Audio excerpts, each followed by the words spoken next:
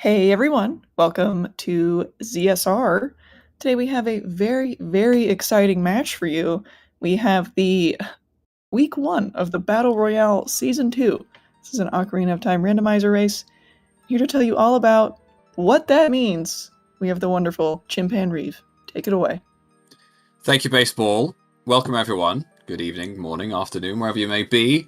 Welcome to Battle Royale Season 2. This is a very different way of playing the Ocarina of Time randomizer. I will be coming throughout. People will die quite quickly, and people will potentially join me to continue commentary. The way that this game is played is that you have one life, and if you lose that life, you're out. The aim is to get as many points as possible before you die. And the winner of the race ultimately is the person with the most points. How do you gain points? Is by completing objectives. There are numerous objectives you can complete across the game, such as defeating bosses, collecting skulls, and other random challenges that I've sort of just come up with on the fly and associated them with points. We'll be talking through and going through a bunch of that as we get started in the seed. But yeah, ultimately, the premise is to survive. It's one-hit KO. You do have a fairy revive, so you do have one slight reprieve if something does go south. But yeah, the ultimate aim is to not get hit, play carefully, but also take some risks, get some points, survive as long as possible, and the player with the most points wins. The seeds are capped at 2.5 hours. Beating Ganon ends your seed. That is sort of like the hard end, but beating Ganon is worth a significant amount of points. So don't be surprised if we see a few players go for that across the next 2.5 hours. And that is the general premise, and we'll talk more about it as we go. I believe all the races are ready. Baseball, I'll let you let me know when you're ready, and we'll get going.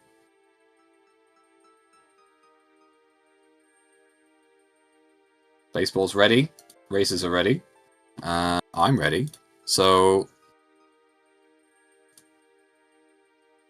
my Liam stream has just started playing for me. He's talking about bean juice. That caught me off guard. Right. Anyway, I'll get the race started. And then we can talk more about it. Alright, there we go.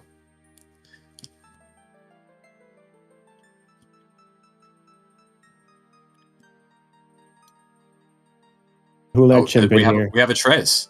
Hello, Trez. Hello.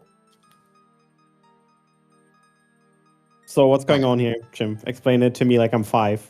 Oh, Trez, I just did the whole explanation. Well, then do it again. But I'll do it again. This is Battle Royale. The aim is to get as many points as you can across the next 2.5 hours. It's one-hit KO, and if you die, you're out. You have a fairy revive, so if you do get hit once, you do have an extra life, but once that fairy revive is used, you can't use it again. There are a bunch of goals that are in place for the players, such as beating bosses, collecting skulls, jumping across icebergs with the Octos, other such stuff that we'll all go through. But yeah, if you don't die in 2.5 hours, then your points total at the end of that is your final points total. And beating Ganon is a alternative end worth a lot of points, but it will end your seed regardless of time. So Okay. yeah. So now explain it to me like I'm 3. I can't draw enough pictures to help explain that, I'm afraid. I would need paint, and I think Baseball would scream if I bought paint on the stream. So yeah, I think for Baseball's sake. Also, big. I have never seen this before, but this Hollow Knight model is absolutely amazing. Yeah, Durex's Hollow Knight models are pretty fantastic. You should see the adult model as well. Really, really cool. And then we have Soda playing as a rainbow blob. Yep, as the Stone of Agony, Trez. So how dare you confuse the Stone of Agony with such a simple blob? I'm only seeing it from the back! Just for visibility, there are 6 races in this race. However, this was asynced by 6 other players throughout the week for a total of 12. So once the async players have died, I will be posting their race finish times in the race room, just so the live players know when certain players finished. But yeah, so a group of 12 all trying to get the most points in 2.5 hours. Well, I wish you best of luck with this. Sorry you're alone. I hope somebody's coming in to help you. All good. But when someone dies, they can join me. You know, so I'm sure I won't be alone for long. Okay. I'm heading out. And Crystal wants me to tell you that you are stinky. Yeah, that's fair play. You know what? I can't even argue with that. So thanks, Crystal. I respect it. All right. Have fun. Bye. So general settings for these races are fairly tame. The aim of the game is to get points and not to create a sort of super difficult rando. So no craziness like mixed pools or anything like that. But we do have Dungeon ER. Dungeon ER is the sort of main setting that's on for players, so can cause some complexity. Durex going for the first points here. Killing P-Hats are worth 1 point. You'd be amazed that there are 7 P-Hats in Hyrule Field, because most players didn't know that until we made that as a goal. And then we went on a wonderful journey of discovery. But yeah, each P-Hat is worth 1 point. There are 7 P-Hats. They are worth 7 points. However, 2 of the P-Hats can fly, and you can't kill them unless you have a slingshot. So, you know, a lot of this is about routing and efficiency. Do you go for all of the P-Hats if you don't have a slingshot and just get 5 points? Or do you wait till later, and when you do have a slingshot, and try and get 7 points? Or is that even worth it? Because it's only 7 points. And we've been seeing scores of about 220 across sort of the practice races. Right, Emo did get a point for killing a Wolfos. Wolfos are worth 1 point. And Emo has taken the first death by getting hit by a Deku Scrub. Like I said, we do have a fairy, so as long as they avoid... there we go, they avoided the second one here. So Emo is now down to just 1 life. There is a goal for getting through this maze without using Deku Nuts. But it's very, very difficult without a shield, and you don't start with a shield in these settings. So you're unlikely to see players go for that unless they find a Deku shield from a shop. It's shop sanity, so you're not guaranteed to find a shield early. So yeah, it might be this song might not be something you see until, you know, a little later on, maybe even at all if players don't deem that worthy. But yeah, Emo didn't get the goal for going through the maze, so don't get the points associated with it. Hints are custom distro made by Ink, so we will see fairly generic path to boss hints. The Ganon's castle is open after 3 dungeon rewards. It doesn't matter about medallions or stones specifically. There is no Ganon's boss key. So the requirements to get to Ganon are fairly tame. You just need to beat 2 bosses and get lights, magic, and a bow, and then you can go beat Ganon. So in theory, you could be like, you know what? I don't want to risk anymore. I'm just going to go beat Ganon at an hour. And, you know, you get 35 points for beating Ganon and Ganondorf. 10 and 25 points respectively. So, yeah, if you just want to be happy with your sort of a low amount of points, but, you know, a decent chunk, then that is an option. The way that this season works is that players are eliminated based on their total points score. So in week 1 and 2, there are no eliminations, but you are trying to get your points as high as possible. However, once we get into week 3, we will start eliminating players based off their total point score. Whoever has the lowest point score at the end of week 3 will be eliminated. Depending on numbers, we also might eliminate the lowest point of the round. But that is to be determined. Yes, this is 1-hit KO. So, yeah, like I said, there is... Emo has 1 life now because they lost their fairy, but everyone else technically has 2, as long as they keep their fairy in their bottle. So, yeah, it could be over in an instant.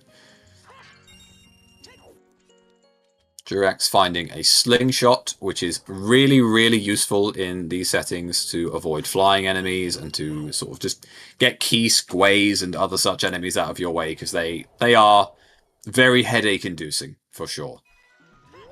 Can cause a lot of sudden deaths.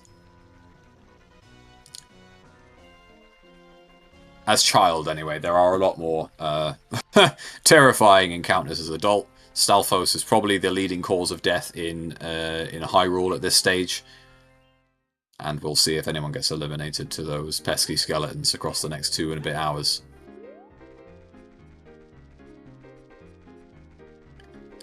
Generally, the way that players play these races out is that you will typically just play the seed as the rando for like the first hour. You'll do checks, you'll gather items, and you'll try and just make sure as much of the map is open as possible. From between an hour and an hour and a half, you'll start to deviate from doing checks to just getting points. You'll stop sort of checking any dense areas for items, and you'll just be dipping into dungeons, going into the overworld to get certain points just to make sure you've got enough for the late game. But, like I said, opening and getting access to Ganons is really important. It is worth a lot of points. But there are a couple of other new big goals for this season, such as collecting 50 skulls and getting the reward. That is worth 25 points.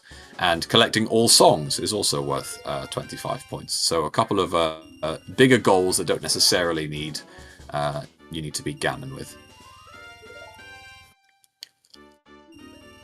And Ink finding the shield shop, it seems, so nice and protected. Shields are absolutely crucial for these races. This isn't like a sort of no-hit challenge where you can't use crouch stabs and shields. You absolutely can use shields in these settings. We're not that crazy.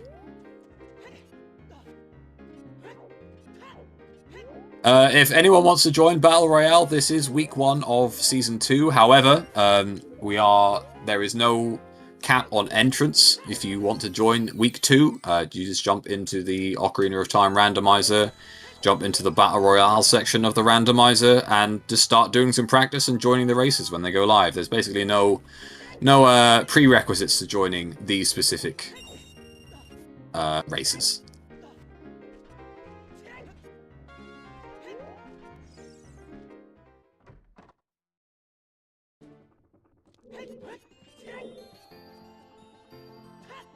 Okay, Ink is now going to collect their second wallet upgrade.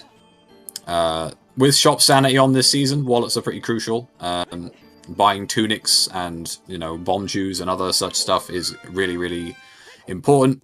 Tunics especially, because if you die with low heat timers, then that's it, you're out. And players aren't typically going to collect hearts. Hearts don't mean anything in one-hit KO. So yeah, getting tunics is more crucial than a traditional seed. But Ink is also the only person as adult right now. Emo, Durax, Liam, all currently child. So a lot of different variants and routes you can make for these sorts of seeds. There's no good play in terms of like going adult first, going to stay in child. And it is also random spawns and random ages. This seed, it was a fairly easy spawn and easy start, but you can spawn in a pretty horrible place. There was a practice race the other day where they spawned in Adult Sacred Meadow with no warp song, and a few people died just leaving Sacred Forest Meadow. So yeah, it can be pretty tricky from the get-go. Even things like these Deku Scrubs here that Emo is trying to get the items from can cause headaches and can lead to deaths. We'll see if Ink goes towards Dampé's grave here. Dampé is worth some points. Just getting to the end of the race here is worth 2 points, but Dampé is pretty brutal. Likes to drop a lot of flames, and those flames are an instant kill. So yeah, not the easiest goal.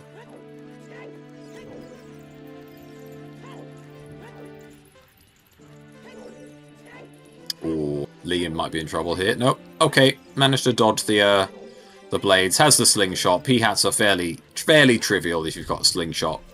So does manage to rack up a point there.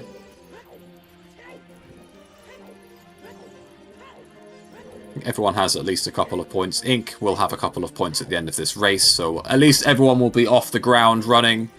It's getting points early is a lot harder because, again, you are looking for items and sort of just opening the world.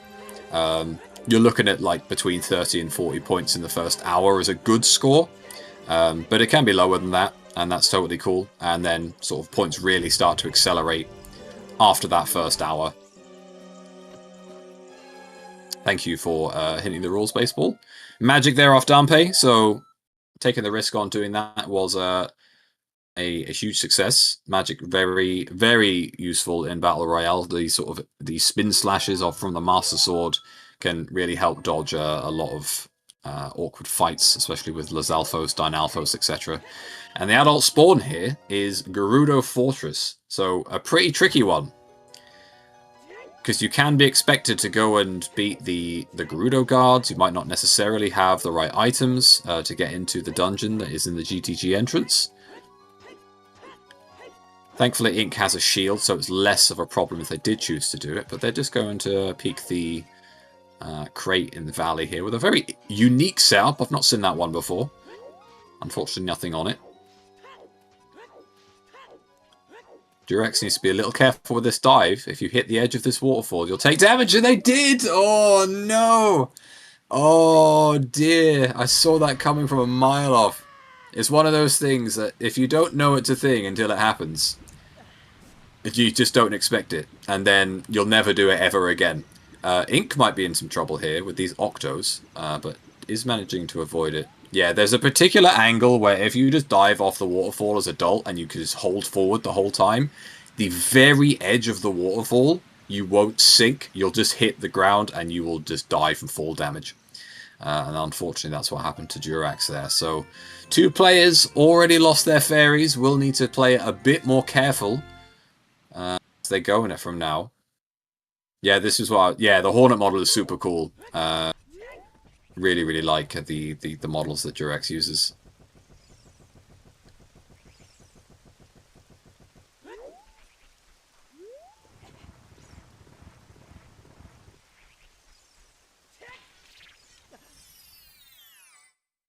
Alright. More scrub action then. Durex, Ink, both going for these late scrubs. Emo going for a points goal here. There is a goal for getting to the end of the Royal Tomb without side hopping or back walking. Pretty easy goal. Wasn't really there to be a difficult challenge, just to sort of give players something to go for with a very, very small amount of risk. And ultimately just, you know, get some points on the board.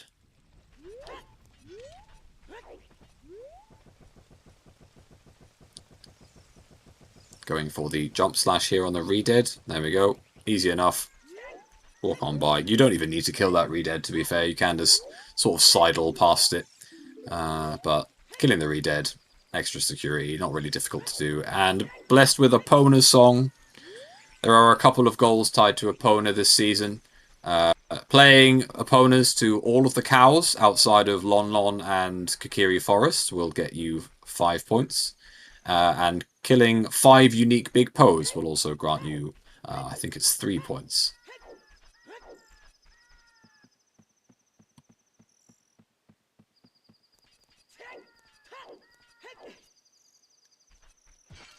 Haunted Wasteland, Path to Morpher, a very awkward hint. Welcome in, Hyper. Hyper is one of the players that has asynced this race already. Like I said, I will be dropping the async race completion times in the race room as we go. No times to add just yet.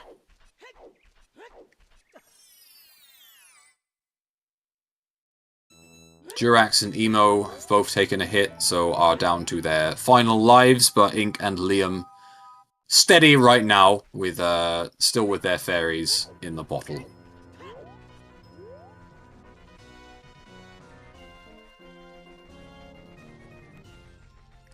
Probably see Liam go to adult pretty soon, get late cleared up, get that all sorted. It's nice to go to sort of find your dungeon entrances. There's a few available as adult now with a really early hookshot, explosives, and some okay songs. So finding your dungeons, getting the lay of the land, working out sort of can I beat this boss? When can I open Ganon's castle? What are the hints looking like? Is really crucial to meaning that your late game is going to be productive, because the less you know for the longest amount of time, you're just not really going to be able to make good routing decisions and collect points back to back in sort of good areas. You're just going to struggle to get points here or there.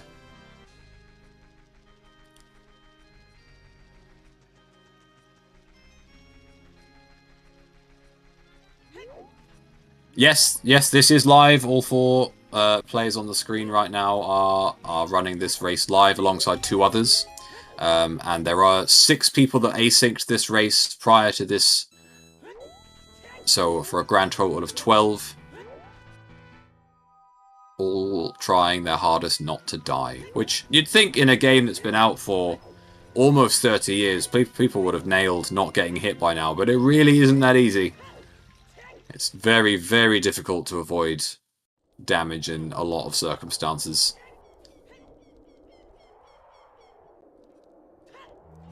Sun Song on Ocarina of Time is the hint from Liam there. It's a rough one. Summons is very, very useful for skull collection. There is a pretty good prize on reward for getting the points at this stage.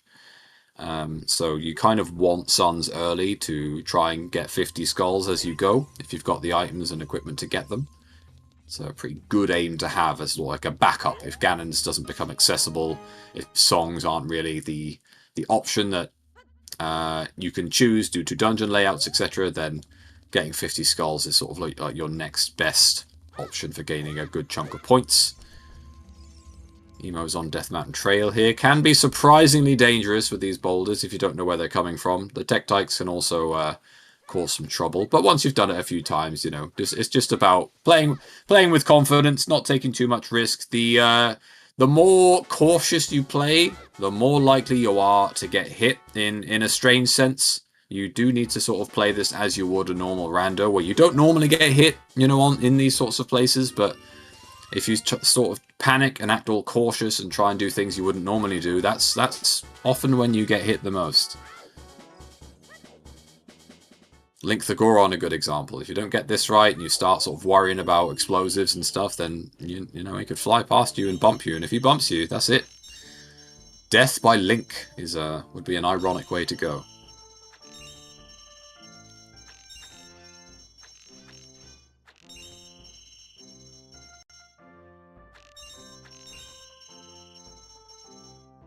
Shoutouts to the Obra Dinn soundtrack on Inkstream. Big fan.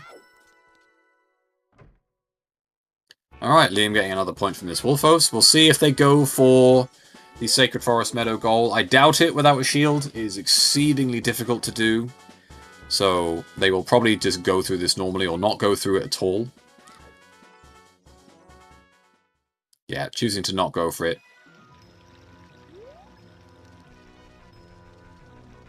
It's difficult to assess. You know that you're going to want that song most likely, but do you want to do it twice? If you find a shield, eventually say, I'm going to have to do that again. When there's a 2.5 hour cap, it becomes a lot more difficult to just be like, I'll just come back and do it later. You might not have time. So, yeah, very difficult decision making on the fly in a lot of these races.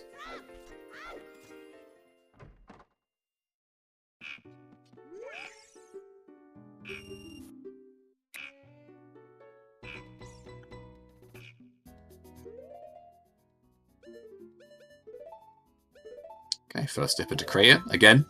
No tunics just yet. 3 hearts into Crater is not a lot of time, so you do need to be a little careful when going into these sorts of areas. Fire Temple on 3 hearts is basically not happening. Fire Temple in general is probably not happening because it's a very difficult dungeon. It's really, really easy to take damage in. But yeah, specifically without a tunic or without a significant heart count, you won't often see players dip into fire at all.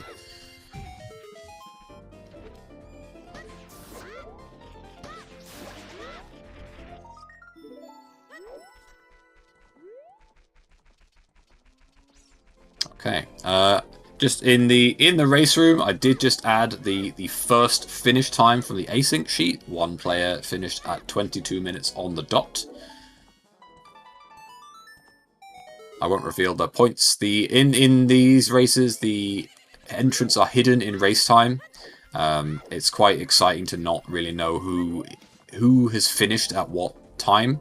As we go further into the tournament, when you're trying to beat certain players' scores to continue to qualify, keeping this hidden adds an extra element of risk taking that you'll need to make, and that includes the asyncs. When we drop the times from the async sheet, plan is to keep the identity secret, and everyone's points will be revealed at the end.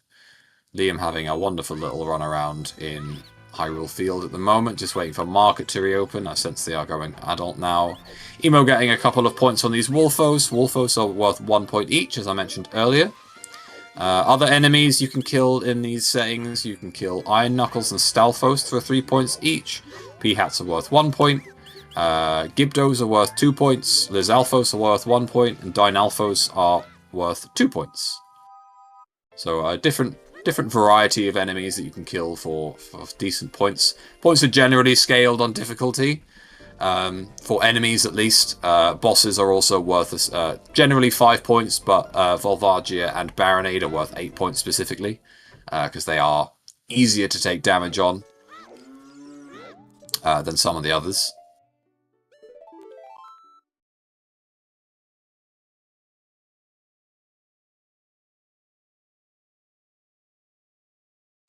Okay, Emo going for SFM round 2. Now, this is where they took their first hit as child. Will they take their second hit as adult? Will we see the double SFM?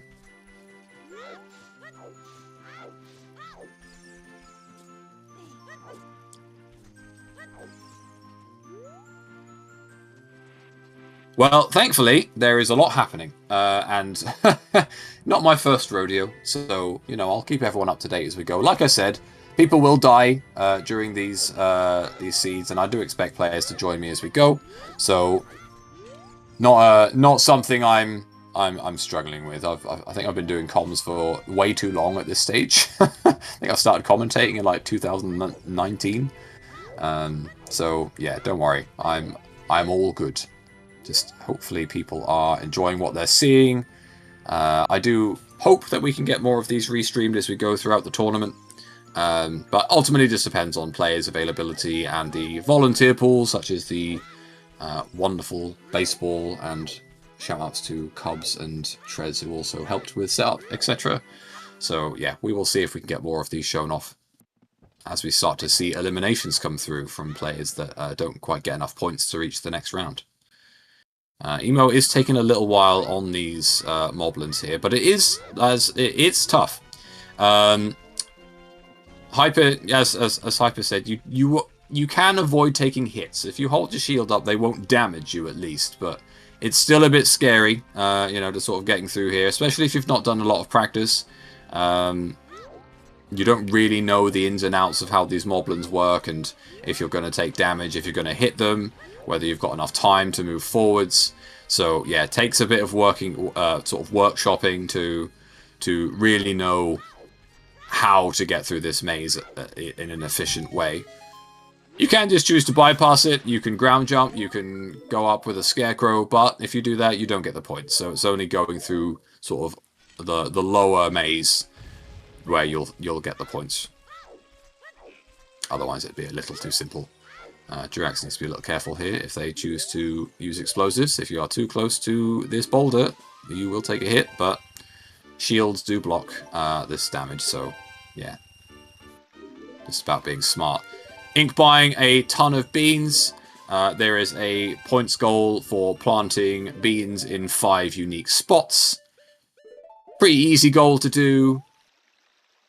Not every goal is necessarily associated with challenge, as we see Emo nailing the challenge of Sacred Forest Meadow, getting through to the end, and getting those 5 sweet points, and rewarded with Bolero, which isn't as bad a song as it would be in normal rando, because with Dungeon ER that can be quite a useful warp song to get to whatever dungeon is in Death Mountain Trail.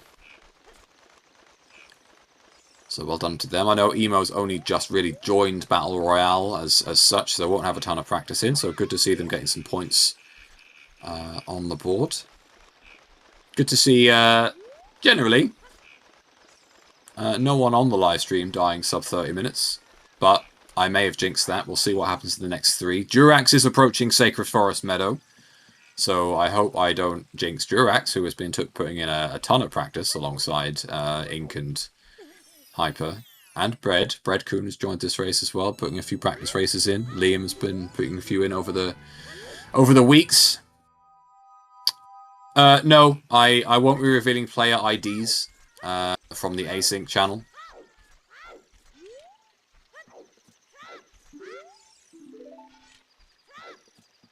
I think it's just better for everyone if I just do it all at the end. Everyone could sort of collectively see the player list and the times and the points, etc. So.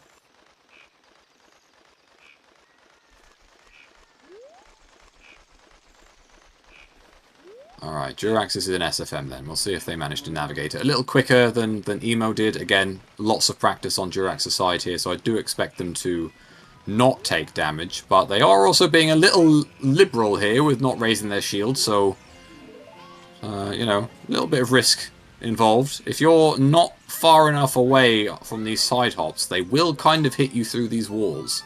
And, you know, they've got a little bit of an extended hitbox I've found, so, yeah, I do need to be a little careful. Emo discovering that the adult spawn is in Gerudo Fortress. Again, a bit of an awkward one. Ink heading to one of the more awkward shops to get to in Zora's domain here. Does have a bottle. It's open fountain. So the dungeon, Jabu, is accessible. Not necessarily sure of what dungeon is in it, but it's good to have that knowledge early, even if it's not something you can do. Could be a dungeon that's not related to getting to Ganon, such as Bottom of the Well, or it could be a direct progression dungeon, you know, like Deku, DC, or Jabu.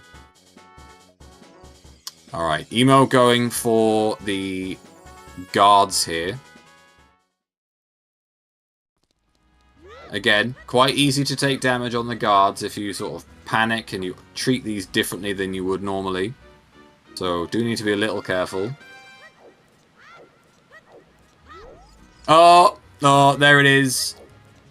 Yeah, if you've not put practice in with these guards, and again, you sort of, you play a bit loosey-goosey, then you will take that hit. Unfortunate for Emo there with that death, but such is Battle Royale. Very easy to just lose a life, and yeah, that just cascaded into a lack of confidence, a bit of panic, and yeah, taking that second hit.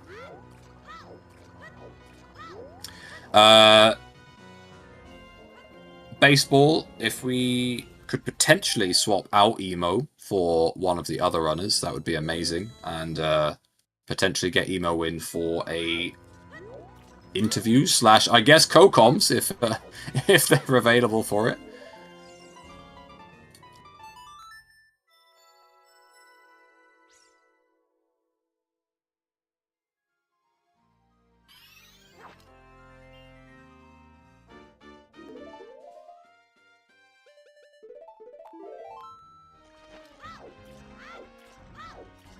Alright, I've DM'd Emo just to see if they fancy it. Durax managing to get through Sacred Forest Meadow there, so getting those points. Ink has found Deku Tree. Pretty quick dungeon to get. Not many goals associated with Deku Tree other than collecting the skulls and just beating the boss. The boss is worth 5 points. Collecting the skulls are worth 3 points. Gotta have the right equipment though. If you don't have a boomerang, then it's a bit of an awkward one.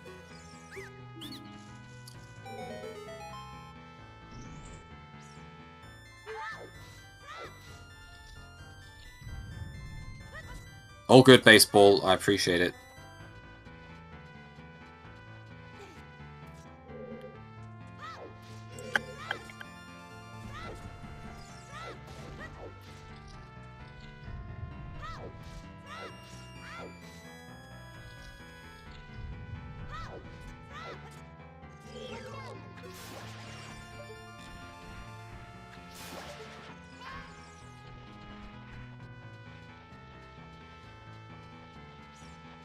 Alright, Liam getting through Dampe race, no real problems, apart from the time. We'll see if Liam manages to get to the end of the race sub-minute.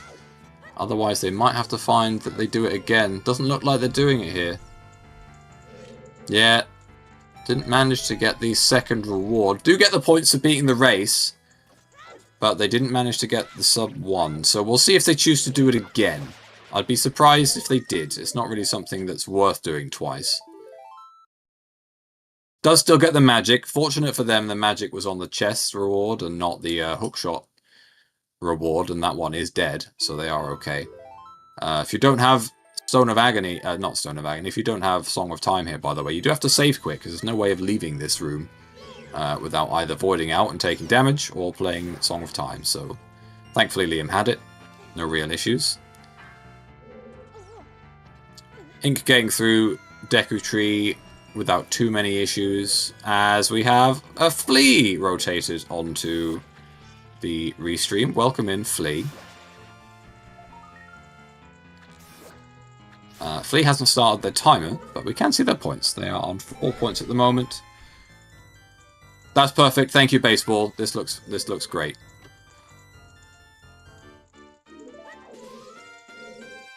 Part of the reason that we don't really have trackers whilst restreaming this is that it's very, very difficult to track what is essentially a rotating restream. And you know, it's best if we can restream with as few people as possible, sort of to get these going. So we're just showing everyone's trackers on their own streams. It's a bit easier to keep an eye on. Liam not having a tracker on their stream, unfortunately, but it's fine. Again, it's not a huge hindrance to sort of knowing what's going on. Ink going for the back skull here to collect the final skull in Deku Tree. This will grant them 3 points. Do need to be careful in here with the sort of mini... I'm not even sure what these are called. The Goma larvae. Is that what they're called? Should know that with RSL and Souls being on, but oh, the absolute backstab from the Goma larvae there. Needed to be a little more careful. We'll see if they actually don't just immediately try and save quit here. Ooh. Risky. They could have got double tapped by that, I think, but manages to avoid it. Does get their skull reward, but at great cost. They have lost that. Can definitely understand thinking that you're safe there. There's not a lot of... Obviously, if you can't see behind you, there's not a lot you can do, but they do make a good amount of noise, do Goma larvae, you know, so you can somewhat predict what's going to happen. Liam is in Shadow Temple. Now, Shadow Temple is not something you see a lot in these races. It's generally avoided because it's a high damage, high risk area. There's a lot of points on the line in Shadow Temple. There is specifically a points goal for beating both Dead Hands. So this Dead Hand alone won't get Liam any points, but if they do find Bottom of the Well and beat Dead Hand as Child, that will grant them 6 points. Which is a good chunk. You know, it does take a bit of time, but it ultimately is a good chunk of points to have. Bottom of the Well is also a good place to go and get some points, so it's not a dungeon that you'd really be avoiding. So, just Liam on 2 hits that we know. We're not unsure on Flea's current hit count. We'll have to see their inventory next time they open their pause screen, see if they've got a fairy in a bottle. Ink now managing to take down Goma, so that's 5 points. And their first dungeon, so they are only 1 dungeon away from opening Ganon's castle now. 3 war rewards for the bridge, no boss key requirements, so it is just about getting across the bridge, finding bow and light arrows to beat Ganon if you so choose. Obviously the tower itself is a little difficult. There are 2 Stalfos in particular in that tower which have caused more than a number of deaths throughout practice and even last season.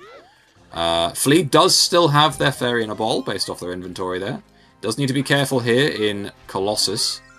These the levers can ruin your day for sure, but is managing to navigate it for now. Crossing the wasteland is worth points, so it is a good thing to have done, but it just leads you to Desert Colossus, and Desert Colossus is also very risky. Levers are pain. They are pain incarnate, but sticking to the walls generally keeps you quite safe.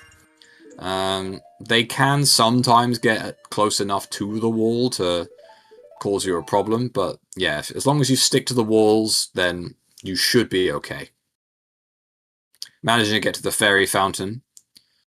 There is a points goal for collecting the fairy fountain and the Colossus scrub reward. Doesn't necessarily need to be back-to-back, but as Colossus is quite a difficult area to navigate, and picking up that boulder is a little awkward. It's, yeah, not the easiest goal to do unless you put a bit of practice into it.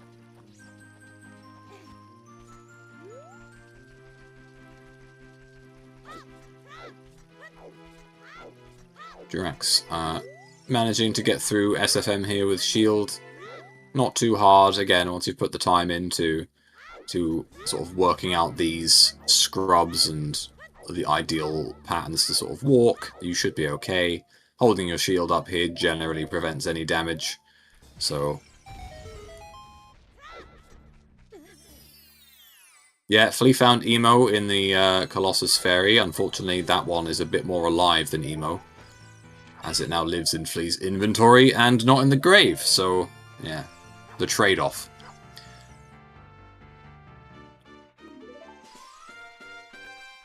Looks like Liam has been collecting hearts here. They're on 5 hearts into DMC. Again, as hearts don't do anything for, you know, obviously it's one-hit KO, so damage is sort of redundant, but it's potentially still worth collecting hearts. If you see a heart container especially, maybe a cheap one in a shop, and you don't know where your tunics are, it could be very, very useful to just get a couple of those. Make sure you don't take any big risks.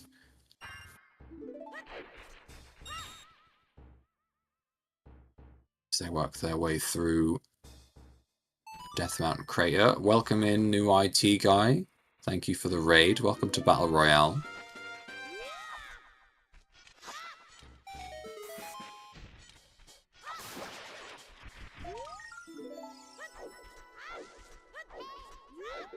Seeing Ink grind for some skulls here. Again, the 50 skull reward has sort of just become the default play for most races in these settings. Flea is being safe with this Gwei. These Gweis in Lake can surprise you. Stealth bombers on occasion are these Gweis.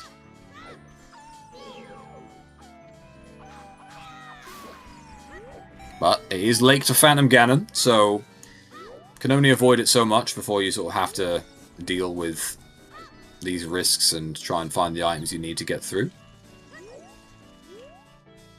And they are rewarded. Oh, there is a Gwei about to strike. Oh, where did that one come from? That one came from, like, from God. He sent that one straight down to strike Flea. But Flea managed to defy his own fate there, so well done on him for that. Keeping cool, getting to the corner and just sort of doing a spin slash, you know, and getting the bow off the top of Lab, so a really strong reward there. But there are circumstances where you might think, oh, I'm going to get hit here. Do I save quit? Do I just quit? Do I even have time to save quit? So yeah, played that about as cool and as well as they could have done. So well done on that one. Very easy to panic, and the second you panic, you take damage. It's just how it goes. Now, Liam is in Thieves' Hideout here. We'll see if they manage to avoid the damage that Emo took. As long as you play it safe, you know, just wait. Let them do their big old jump slash, and then just strike, or just throw some Deku Nuts to the side, you know. Not really playing super friendly here. Obviously, the greatest challenge isn't in these seeds. Isn't necessarily about, you know, the damage and the difficulty that enemies face. A lot of it is just time. Liam is wasting a lot of time trying to get this guard to play ball. Really want them to sort of do that extended wind up so that they can avoid the slash, go in for a jump slash themselves. They only need to hit it a few more times. But it is these sort of situations you're like, man, I spent like, 2 minutes on this one thing, whereas in a normal seed I'd have spent like 10 seconds on it, so it can feel pretty bad.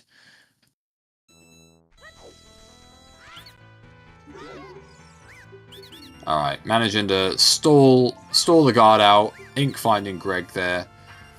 Liam freeing the guard, and I believe Liam will be the first person to check what the dungeon is in the Gerudo Training Grounds entrance. Durax heading into the Fire Temple entrance, which is Spirit Temple. Now, shortcuts are on for most dungeons in these settings, so if Durax wanted, they could go straight up through the middle here into Adult Spirit, but choosing to leave it alone for now. Spirit is a little dangerous. No, basically damage counts as a hit. Getting caught by the guards doesn't actually damage Link in any capacity, so no hits registered.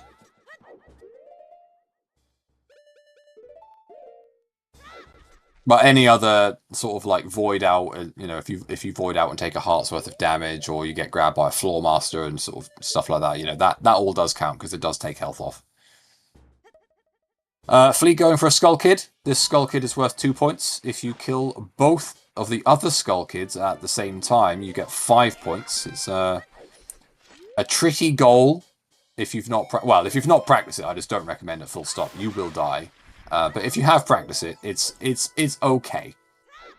It's quite easy to get wrong, and if you do get it wrong, it's quite easy to panic and then just take a hit off the little blowpipes. We'll see if Flea ends up going for it. No, choosing to skip the double, so it does get the 2 points off the single, which is good. Durax getting their bow off Lake here.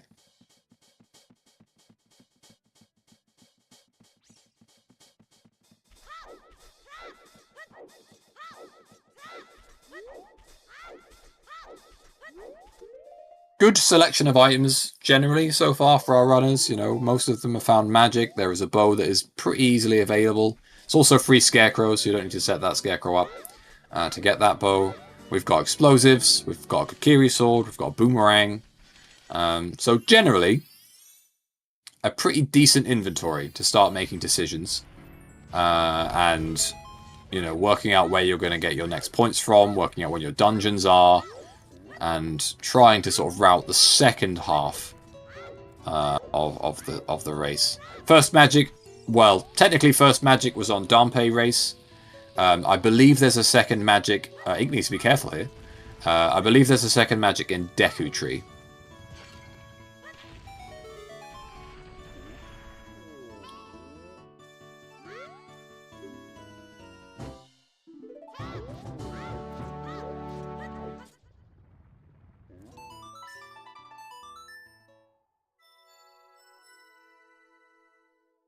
Alright, Ink going to my favourite location in the game, going to see Papa D.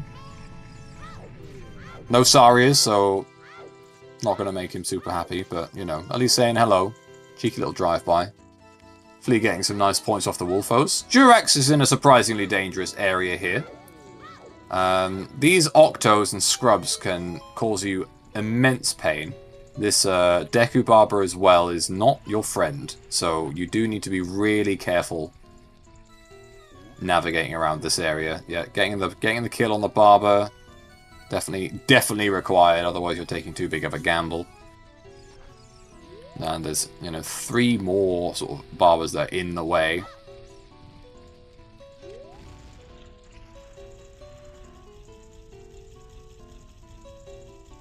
No, there's none. There isn't another one in 3 hours. That might be the old one that Cubs put down on the schedule wrong before. Yeah, these are once weekly. Every Saturday at 8 PM UTC is the weekly race. Obviously, there's lots of practice throughout the week with these runners. Generally, the async can be done at any time if you cannot participate in the weekly race. But yeah, these are always at 8 p.m. UTC on a Saturday for around the next 7-8 weeks.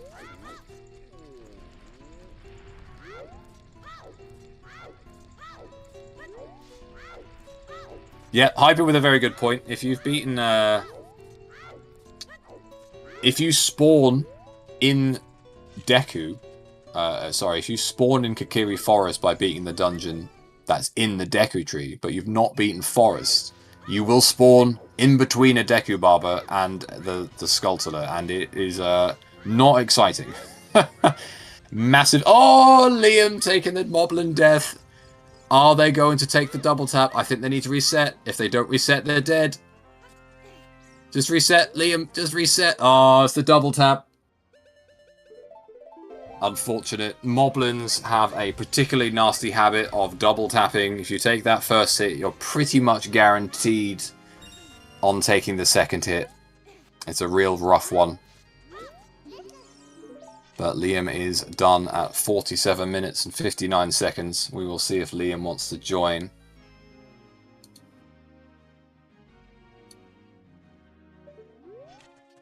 He might not want to join, but I will give him a quick message. Meanwhile, Ink is going up my least favourite location in the game. I hate the trail. I know people say that it's free. Raise your shield, just be good, but I hate it. And yeah, baseball, feel free to rotate Breadcoon in. That would be incredible.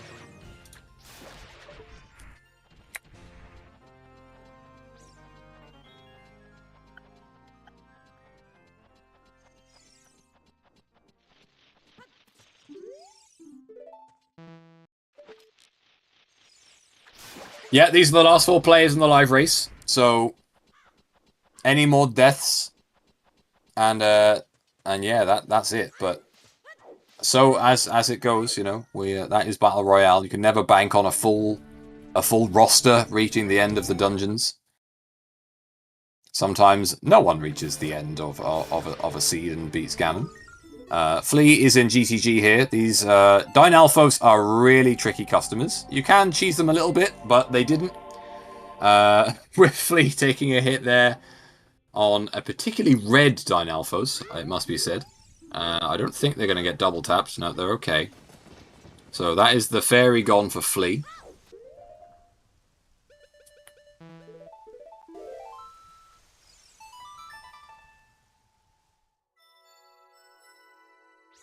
The Zelfos are kind of okay. They don't dodge and jump about as much. But Dynalphos are unbelievably tricky customers. They jump all over the shop. It's very... Even with Deku Nuts, you can Deku Nut them and get a stab in, and they can jump right behind you and go for that sort of second slash.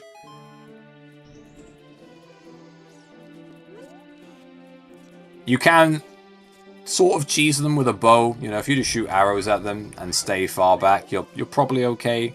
But that room is quite difficult with the BMOs of the 2 Dynalphos, so it's not necessarily the easiest thing to do. GTG is actually quite a difficult place to be in. You know, if you go left, you've got 2 Stalfos. If you go right, you've got those 2 Dynalphos and the BMO. So actually getting into the back of GTG is... You know, you've got to get past a really tricky room either side to explore it further. Pretty much guaranteed to have to beat the Stalfos if you want to get the rewards from GTG itself.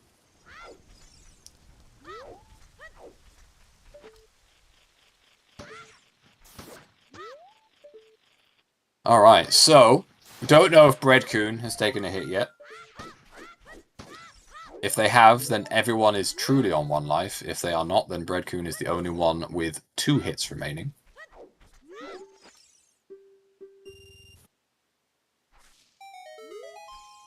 Taking a little bit of a risk there, jumping from the top of Goron City, surprisingly deadly. Just need to be a little careful, make sure you get that roll in, otherwise you will take a hit.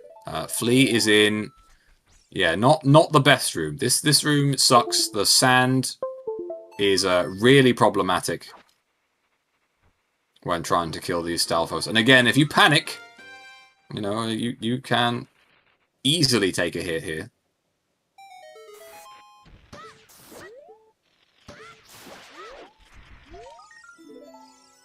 Yeah, this one and this one. Oh, there it is. There's another strike on Flea. We lose another one sub-hour.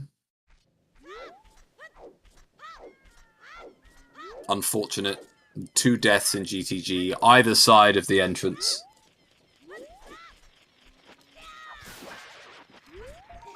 Very, very unfortunate.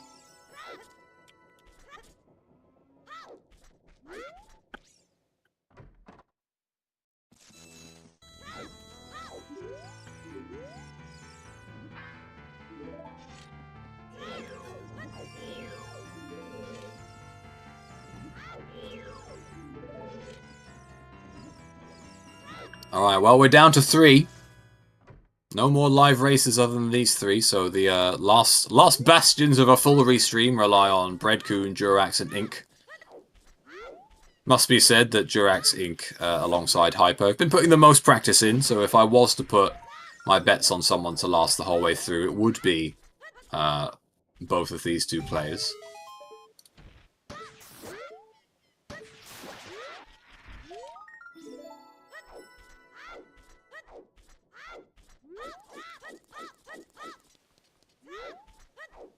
Flea will pass on the interview. Fair play. I also understand not wanting to live through the Stalfos fight again because it's a nasty one, especially when you're fairly confident that you're going to be okay, and then all it takes is a Stalfos on that sand to ruin your day. There were 6 people that asynced the race, including myself. I'm asyncing these races because I want to commentate them, and obviously it's unfair if I commentate them without having raced it previously. So yeah, there are 12 players in total, including the other 6 that ran this race.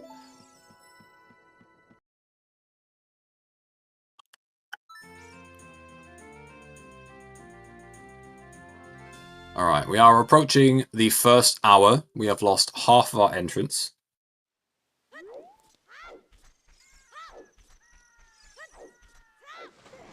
Yeah, the 4-player layout's all good baseball. We can swap to 2 when someone else dies if necessary. I think the 3-player layout is a bit awkward, so yeah, it's all good.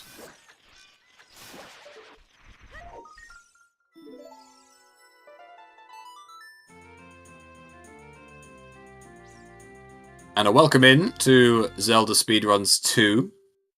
I believe there was some Wind Waker action going on there before we started this stream, so I hope you found those pieces of cheese and managed to stab Ganon in the head appropriately.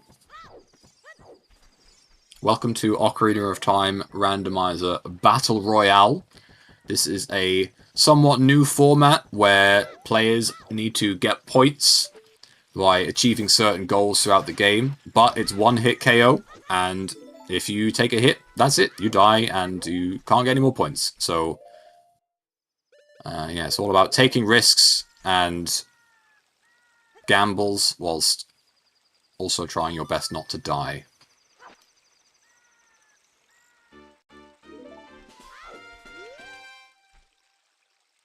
Now, Breadcoon is in Kokiri Forest, as we mentioned earlier, is a dangerous place to be. Do really need to be careful. No Deku Nuts equipped has me a little nervous here, and I think this Octo might cause him a bit of grief.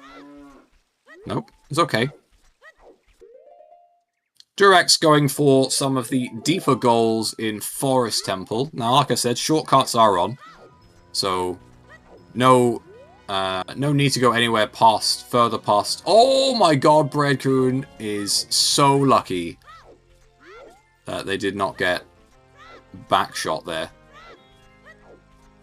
But yeah, boss keys are vanilla, so Durax, if they want to beat Phantom Ganon, will need to at least go through this next room to get the boss key.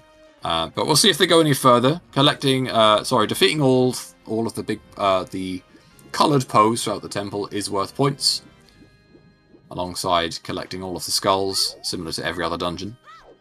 Breadcoon also now in Forest Temple.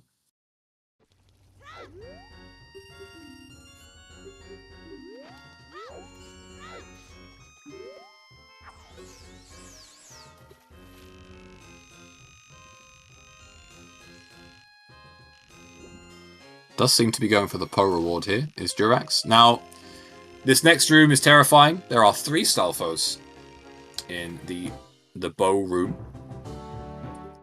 Because, you know, two isn't scary enough.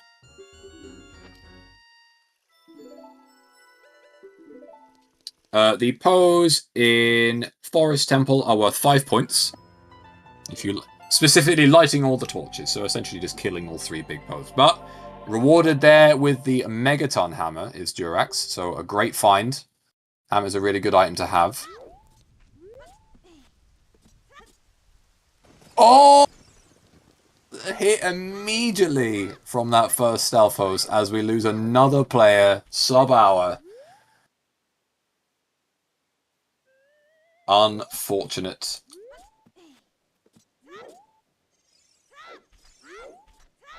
So we are down to 2. We are down to Ink and Breadcoon to carry the hopes and dreams of Battle Royale, the stream lasting the whole time. I will see if Durax is interested in joining us to discuss what was, I think, a pretty good start. But yeah, that dive off Valley, very, very unfortunate.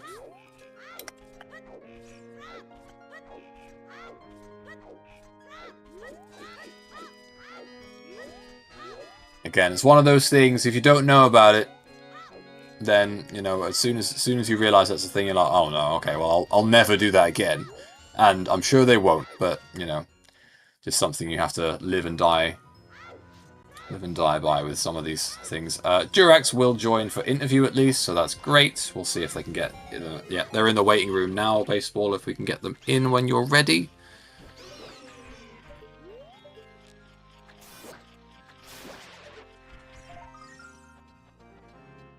Welcome in, Durax. GG's. Unfortunate deaths there.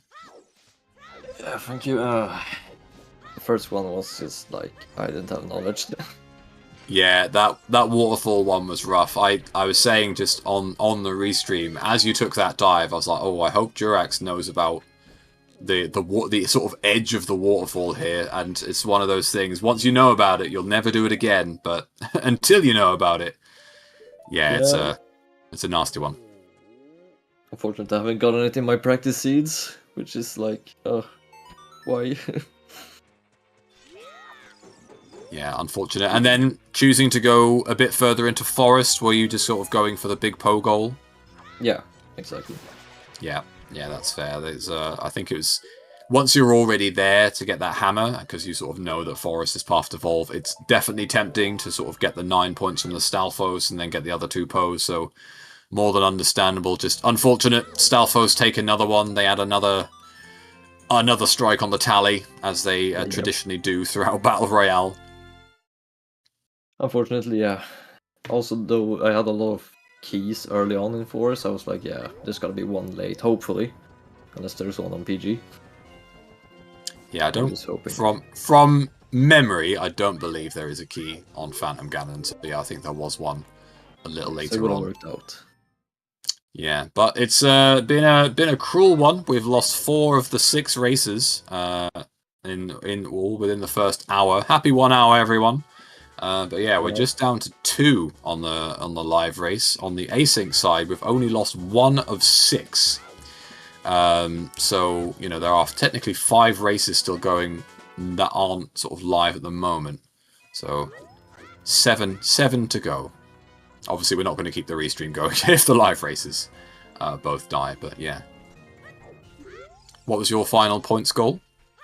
Points tally? I think it was 25. Yeah, 25. 25. Yeah, I was around 25, 30 for the first hour is sort of like what you're trying to get, really, whilst you're opening up the rest of the map. And then, so it looked like you were on track for a fairly decent run, all told. What was your sort of plans after Forest, if you had one or had any? I think going Child Spirit and then like doing all those objectives in there. Going Adult Spirit, getting the Anubis and all the Iron Knuckles. I think that would have been my next play. After that, I don't know. Yeah, that's fair. What was the big goal? Was it just Ganons? Did you have skulls on the mind? It probably wasn't a song seed, all things considered. Yeah, another song seed. I typically don't go for skulls. I guess it would have been Ganon.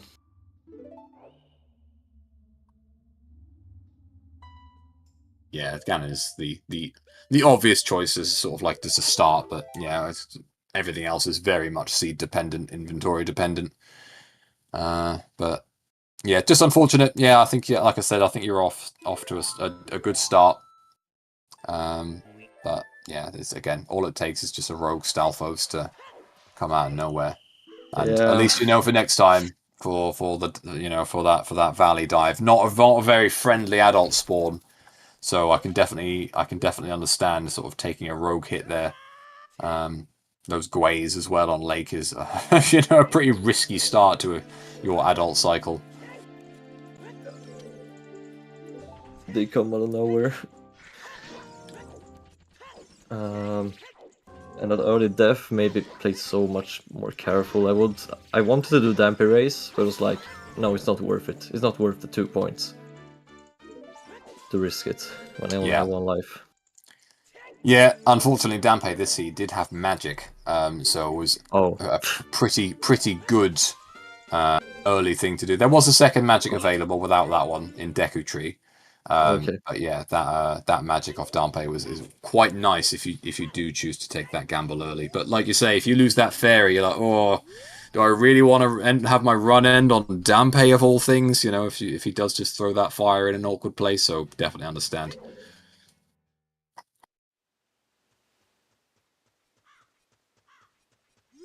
Ink discovering that well, I believe it's Ice Cavern in GTG from memory, and immediately noping out of there. Where was Deku Tree?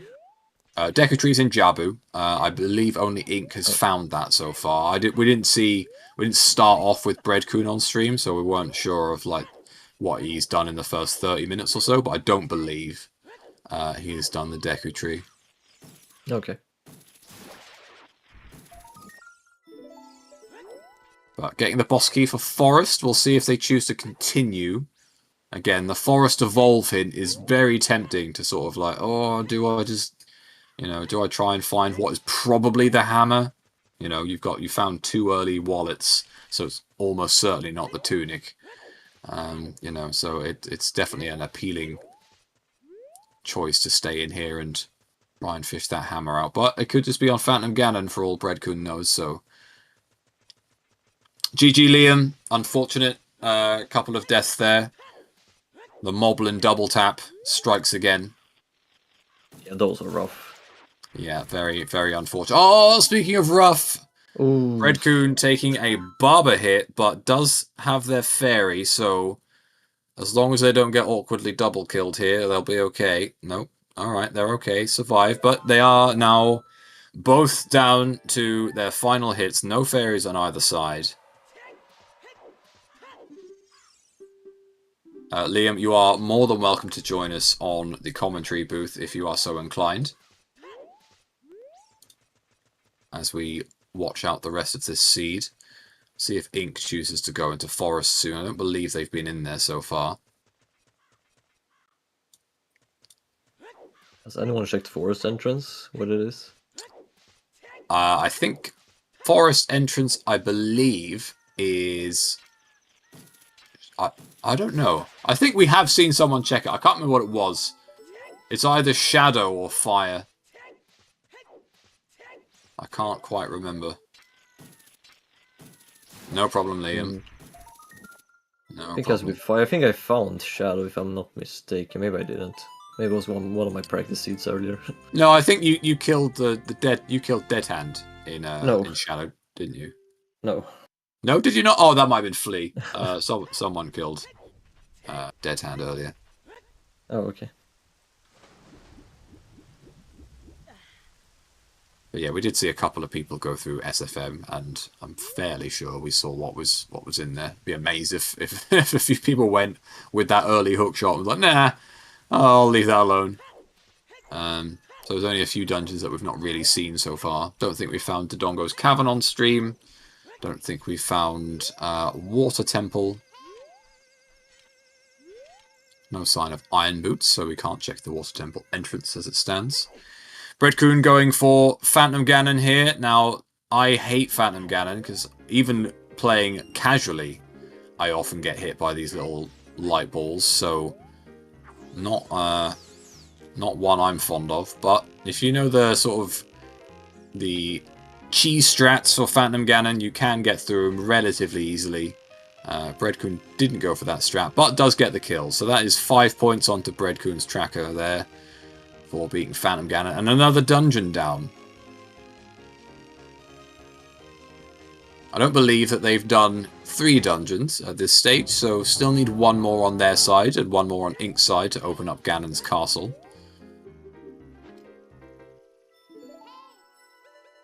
Also, as an aside, Durex, and obviously you're more than welcome to stay for the whole thing, but don't feel obliged if you want to head out at any stage.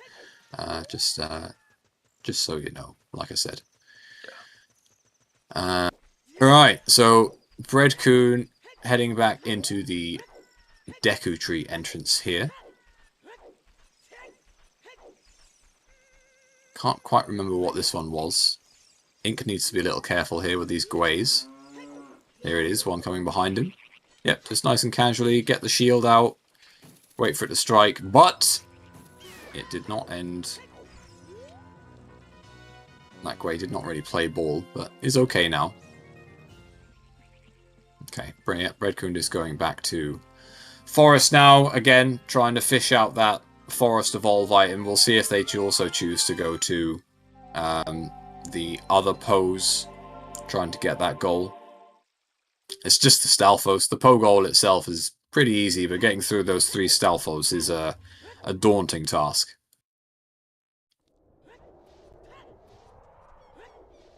I'm gonna dip out. Thank you for hosting this. Thank you for the interview. No problem, Durax. GG, Right, and we'll see you for the next race next week. Yep. Bye.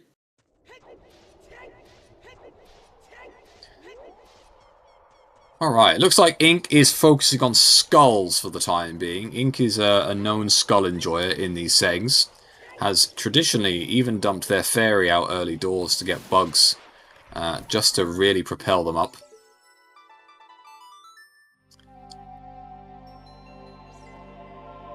Although it did miss their skull count, so not entirely sure what they're on at the moment. Somewhere in the upper teens, I think. Can't quite see on their individual tracker. Breadcoon now on Red Poe. Again, Red Poe itself, pretty easy. There's some very, very safe strats you can pull out here to never really take any damage at all. We'll see if they dip out after finding the hammer.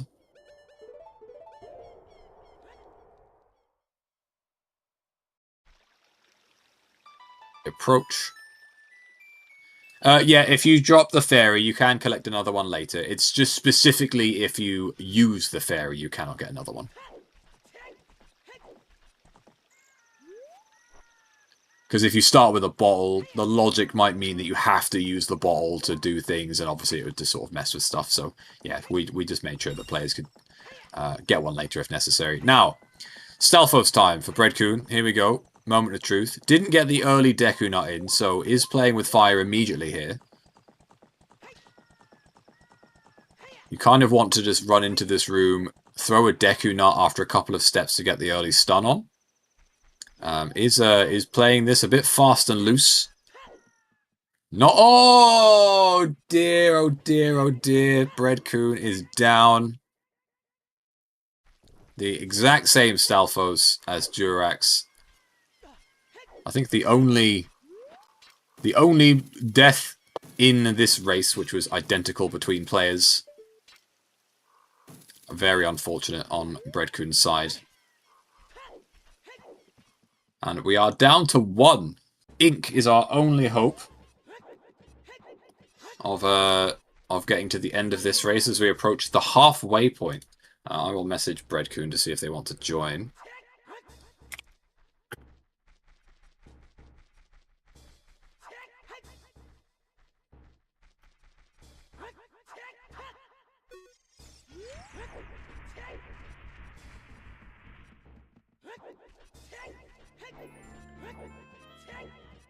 But yeah, 29 points, an hour and 11 minutes ish. You know, you now is the sort of time you really want to start propelling that score. Now, Ink is going for the double Skull Kid strat here, as ATZ's strat when he joined Season 1 last year sort of solidified a relatively decent way of getting this down. But I think Ink has missed a few too many slashes here, so I'm not sure if he's going to get them both before they hop away.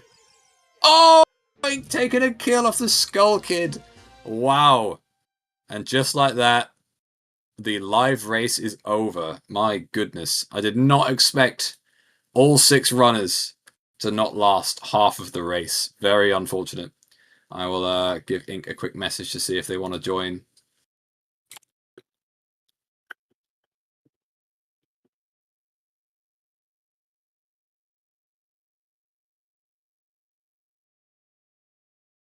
Yeah, and there we go. Such is Battle Royale. You know, we had a 2.5 hour cap, and we did not get to even at the halfway mark.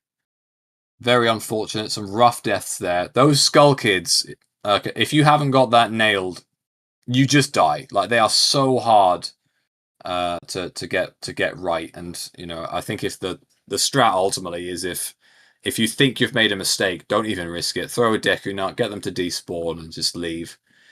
Ink is in the waiting room. Baseball, if we could just get them in for... there we go. Welcome in, Ink. GG. Thank you. Yeah, I'm pretty disappointed in my performance, to say the least. Yeah, I think the live race definitely put a few nerves into people for this one. Very unfortunate death on the Skull Kids there. It's a tough one. You know, if you make even the smallest error with those Skull Kids, they will punish you. So yeah, really unfortunate end there. I think that one was more just controller sensitivity, if I'm being completely honest. Right, gotcha. Because yeah, I mean, I walked into it. I didn't die because of like you know, just like some error where it was oh, I moved wrong, I got hit by the projectiles. I think it was just I just walked into it. I was surprised it stopped, but I've seen it do that before. So yeah. Yeah, I said in chat well, I said in chat after I didn't feel confident about the Skull Kids. I definitely felt the like restream nerves because I took a dumb death early to Child Deku, which I've never done before. Like I don't think I've ever even been there before in Rando, to be fair. I don't think I've seen a Goma larvae with such a look on its eye that's just like ready to kill. So yeah, that was a pretty unfortunate one for sure. Yeah, after that I started playing for very safe objectives. I considered just banking the adult SFM points first in case I died on Skull Kids, but I was like, nah. So that's a bit unfortunate. I could have had those very free extra points. But yeah, I mean, it takes a toll on you when you take an early death like that, and you know, you start being very worried. I didn't feel very confident about like even just going into this. I don't know why. It did like something just felt not right. But it is what it is. I mean, there's other weeks. Doesn't look like anybody else really got, at least in the live race, got like a crazy score. So at least that's kind of good news for me if I'm gonna make top 4 later. Yeah, it's like I said, it was a pretty rough week for the live entrance this seed, but that helps everyone in that collective to, you know, sort of bounce back into week 2 and hopefully get a better score to keep them going. But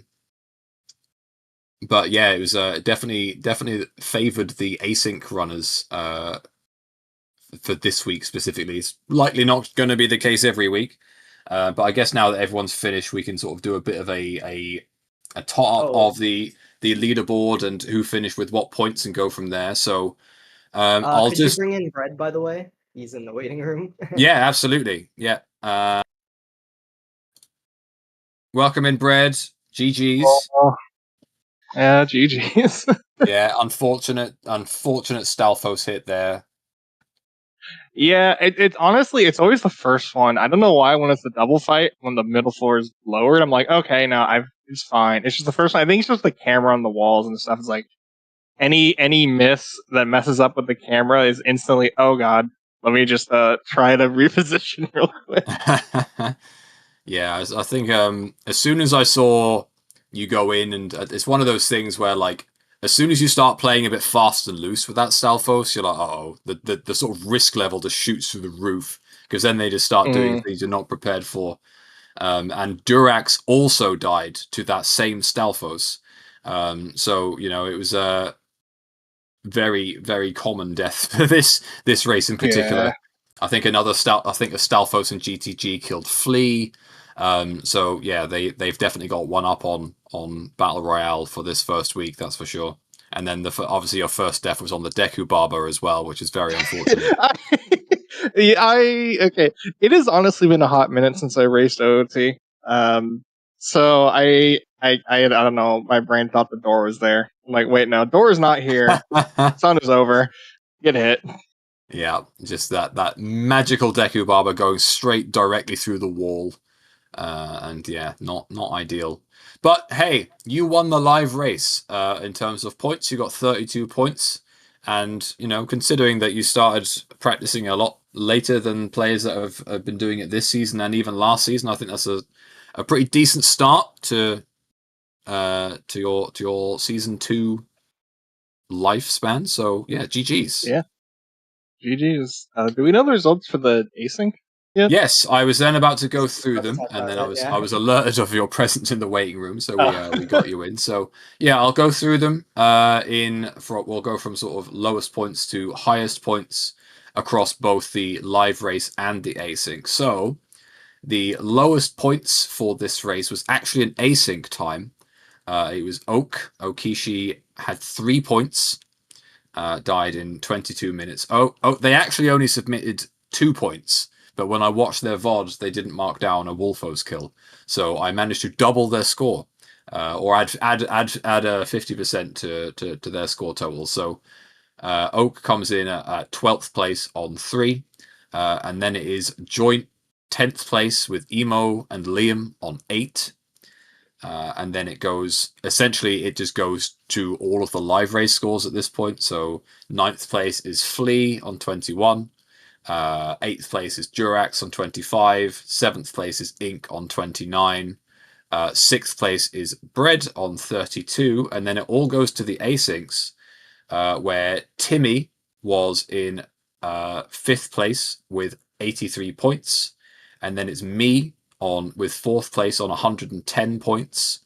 Le Plopper on 3rd place with 112 points. Hyper in 2nd place with 168 points. And Cola is the winner of week 1, beating Hyper by 1 point with 169 points. So a strong start there for Cola and Hyper for sure. The early ones to beat as we go into the next few weeks, but definitely not an unassailable lead. We've seen, in practice, we've seen close to 200 plus, so we know that higher scores can be had. And, but they are the early leaders, and will be front of the pack probably for a couple of weeks until, if they have a couple of bad rounds, or if a few people have some specifically good rounds and start closing down those points values. So yeah, that is the week 1 leaderboard as it stands. Well, I have a lot of catching up to do. I mean, I feel like I can. I know I can get 200. I've done it before. So, yeah, hopefully I can get in one of these quals. Start closing the gap. Yeah. It's just one of those things where it can just end instantly. Doesn't matter. Like how good players, it can just happen sometimes. Yeah, absolutely. Just for chat there, Cola, Hyper, myself, and the Plopper all beat Ganon. Timmy died, I believe, in Forest Temple, and then obviously everyone else on the sheet or was in the live race here, so no completions. But there were 4 completions in the async itself. I think Cola ended up finishing at like 225, so could have actually got a few more points had they chose to go on a few different things. Hyper cutting it really fine with 2 hours, 29 minutes, and 29 seconds. So only about 30 seconds to spare there. But yeah, so a few victories, shall we call it, by beating the seed. But even certain players that beat the seed, me and the Plopper beat Ganon, but didn't particularly get high scores. It was more just about solidifying a reasonable score for the first week, I think. And even that is very beatable for other players that might not necessarily get to the end. So lots of variables, lots of ways of approaching these seeds, and definitely a lot more points on the table for this seed. I think it was a pretty good seed, I think, all things considered. You got a hook shot immediately. Explosives weren't too far behind. Magic was fairly early. If you go and get that bow, then things are looking pretty good. So I think this seed in particular had a lot of potential for a really good point score. But we'll see if future seeds have an even better one, or maybe the next week will be absolutely horrendous, and we'll see, a points cap of about 100 if the seed is a rough one. But that's we'll have to wait and see. Question: where were light arrows? Because I did not get them. Light arrows were on King Zora. Oh, okay. Well, that's not that bad. Yeah, honestly, it's not. You just get the hint. Yeah, not too bad. I don't know if everyone got the hint. I definitely got the hint for that and ended up having to go back and get it, but it wasn't such a, not too bad. If you're already in Ganon's, getting blue fire is pretty easy to do.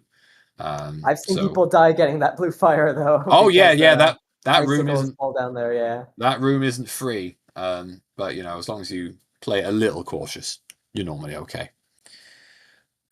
But there we are. So that is week 1. All done and dusted. So week 2 async will be live in about 30 minutes. I'll just need a little bit of time to prep the sheet and get that going. So those that can't join the race next Saturday can take on the async as soon as they like from after this one. I will post the leaderboard sheet that I've put together for this once I've sort of given everyone a bit of time to make sure their point tallies were bang on and it all starts to look good. And yeah, we will go into next week. So I guess any change in strategy, knowing sort of the current point scores and leaderboards at the moment from you two? Not really. I mean, it was just a dumb death, so like a couple dumb deaths. So I mean, maybe I'll go back to skipping dual skull kids. I've been practicing them a lot, but like that's the only thing I could even think of. Yeah, I don't even bother with dual skull because I feel like it's so much risk for the 5 points. No. There was a setup for it. There is. Yeah, there is. ATZ coined a setup last season, which it's reliable, but if you make a small error, then it's chaos. So it's definitely something that when I do go for it, if I get it wrong, I just throw down a Deku now. I'm like, right, I'm out of here. Like, there's no chance I'm taking that gamble. So yeah, we can repost strats in Discord. There's no one really saving strats, I don't think, that are participating in Battle Royale. So yeah, if anyone sort of wants setups or ideas on how to beat certain goals, I'm sure we can, as a small community of Battle Royale players, put them together, and we'll see if players manage to get them nailed. But all right, so yeah, I hope the people watching enjoyed. Like I said, this is only week 1 of a sort of 8 to 9 week season. Players are still welcome to join as of the 2nd week.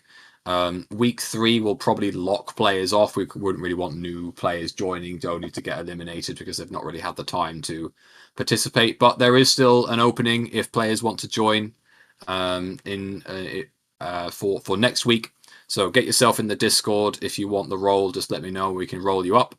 And yeah. Oh, I have a question about this. Yes. So how exactly would that work in regards to cumulative points? Because of course, if you join week 2, you're already at a bit of a disadvantage in terms of that. Yep. I mean that's just it.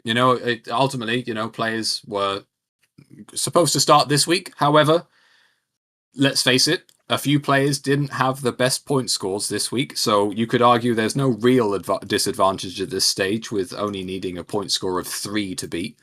So, it's ultimately you will struggle to catch up with, Hyper and Cola if you haven't had a week in. But if you have a really solid 4 or 5 weeks of points, there's no saying you can't get into that top 4 race to essentially beat the season. So, yeah. No one, they won't get an extra week worth of play, but it is still open to players if they choose to for at least one more week, and then from week 3, it's purely locked off to players that have participated previously. Okay, sounds good. Cool. All right. Baseball. I think we're all good. If you would like to close us out, I would love to do that. Wonderful, and thank you very much for hosting this restream. Ink and Bread, thank you for joining. Durax as well earlier, thank you for joining and giving me your thoughts. And like I said, I hope people have enjoyed this and got some fun out of what was quite a short race. This mode has been really fun. Like, I haven't raced OoT in a while because I'm mostly focused on Link to the Past and a bit of Majora's Mask, and I saw this being restreamed like last week on ZSR. I'm like, oh, this sounds really stupid. I love this. This is great. I'm gonna try this, and I've just had a lot of fun with it. Nice, great to hear it. Hey, thanks for watching, everyone. This was fun. Not too long. Always nice for me. But yeah, this was a great time. We'll have more next week, I hope. I don't think I'll be around, but I'm sure someone will. So yeah, thanks to all of our runners who were on Restream today. Flea, Bread, Liam, Durax, Ink, and Emo. Their links are in chat. I compiled them. And of course, thank you, Chimp, for commentating and for making this very cool game mode. Yeah, that's it for today. I'm going to send us over to Pippi in a top hat. She is playing some Wind Waker rando. So I hope you enjoy that. Hold on, I have to type it in a top hat. Okay, hope you enjoy that, and we'll see you next time. Bye. Good night, everyone.